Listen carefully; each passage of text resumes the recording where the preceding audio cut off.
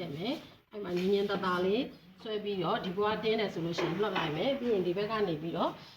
ဒီလိုယူပြီးတော့ပြက်နေတဲ့အတိုင်းဖြစ်ရမယ်ပြက်ဆိုသူချလို့ရှိရင်စာအိတ်ချိုးကသူ့ဘက်သူဖြစ်တယ်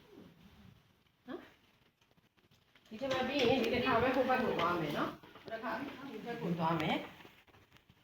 ပြီးတော့ဒီဘက်ကလည်းခုနအတိုင်းပဲဘာဖြစ်လဲဒီအပေါ်လေးကတင်းအောင်ကြည့်မယ်ပြီးရဆိုတသားလေးချမယ်အရင်မဆိုတာအရင်မမရအောင်ပေါ့နော်ပြီးရဆိုလို့ရှိရင်ဟိုဘက်ကလိုမျိုးပဲအဲ့ဒါ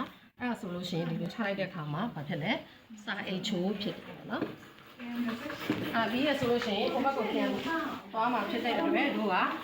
ဒီကလေးဟိုဘာဖြစ်လဲရှေ့ကိုတွန်းသွားမယ်တွန်းရင်းနဲ့အပေါင်ပြတ်နေအောင်လို့ဆွဲခဲ့မယ်ပြီးလို့ရှိရင်စကန်ရှစ်ကိုဖြတ်မယ်စကန်ရှစ်ကိုဖြတ်တဲ့အခါမှာတို့ကမောင်းနဲ့ဘာဖြစ်လဲမောင်းနဲ့ဖြတ်မယ်ပေါ့နော်အဲ့ပြောင်းမြင်ကတို့တွေကဒီဂရင်နဲ့ပါဂရင်နဲ့